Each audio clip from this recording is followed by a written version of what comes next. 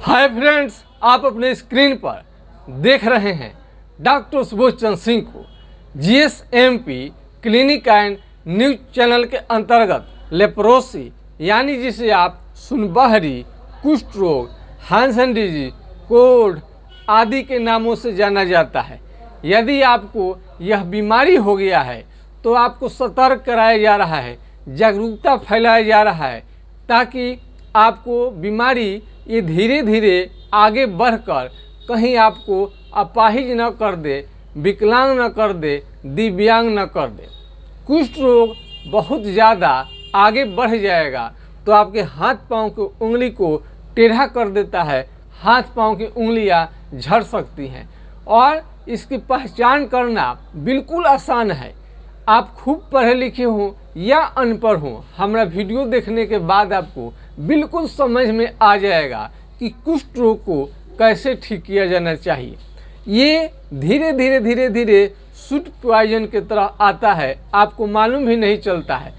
हल्का कलर बदलेगा, चमड़ा का रंग बदलेगा, शरीर का कहीं भी शरीर का रंग बदलने लगे, चमड़ा मोटा होने लगे, भैंस की तरह चमड़ा, दही के छाली की तरह, हाथी के चमड़े की तरह मोटा होने लगे, काला पड़ने लगे, वो आपको समझनी चाहिए कि लेप्रोसी का शुरुआत हो चुका है। या हाथ पांव का उंगली कोई टेढ़ा होने लगे, खींचने लगे और आपको धूप में जाने पर यानी सनलाइट में जाने पर आपको काफ़ी दिक्कत का सामना करना पड़े। यदि धूप में जा रहे हैं आपको परेशानी बढ़ने लगे, घाव शरीर में कहीं पर हो जाए जल्दी ठीक होने का नाम नहीं लेता है। यानी जहाँ पर चमड़ा सुन्न हो जाता है वहाँ यदि घाव हो गया तो ठीक होने का नाम नहीं लेता है। यानी पैर के अंगूठे में या एड़ी में यानी पैर के निचले हिस्से में यदि सुन्न आता है तो आपको हाथ पांव का उंगली गिरने का डर रहता है और हड्डियों को खराब कर देता है। इस चमड़ा से शुरू होके नस में जाता है, नस से आगे बढ़ते हुए बोन को भी खराब कर देता है। यानी हाथ पांव के उंगली, नाक के हड्डी पर बहुत ज़्यादा इसका असर होता है। यदि हाथ पांव का उंगली में आता है तो ये हाथ पांव के उंगली को टेढ़ा कर देता है, मुंह को भी टेढ़ा कर देता है, पलके जो हैं बार बार आपको नहीं गिरता है, पूरी आँख आपको जो है बंद नहीं होता है, खुला ही रहता है।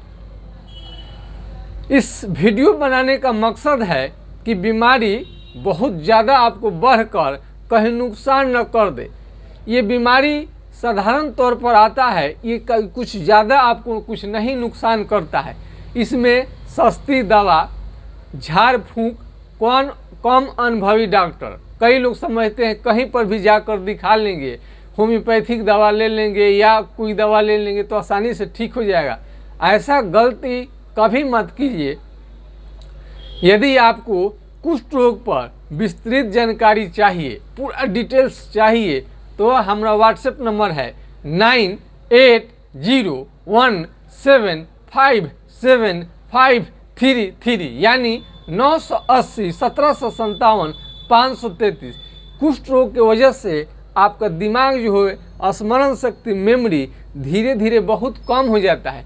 ऐसे रोगियों के लिए धीरे धीरे एक बार हम व्हाट्सएप नंबर दे देते हैं, नोट कर लीजिए 9801757533।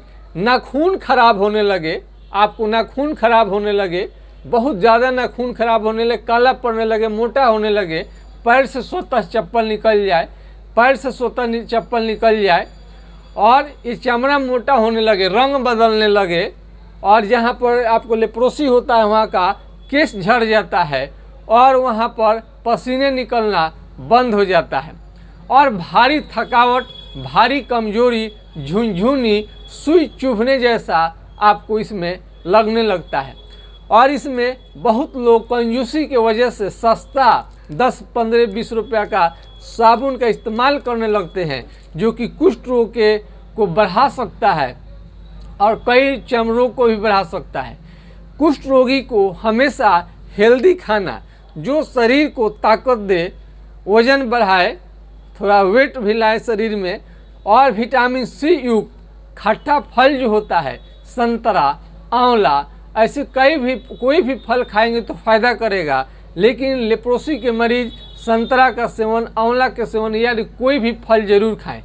ज़्यादा दिन होटल में काम करने की वजह से, हॉस्टल में आपको खाने की वजह से, यानी घर के बाहर के खाना खाने से कुष्ठ रोग का खतरा ज़्यादा रहता है। घर का खाना खाएं, शुद्ध खाना खाएं, यानी शाकाहारी आपको खाना ज़्यादा कारगर रहता है। मांसाहार माना नहीं है, मीट मछली अंडे का प्रयोग कर सकते हैं, लेकिन शाकाहारी खाना फल फ्रूट्स आपके लिए ज़्यादा कारगर रहेगा।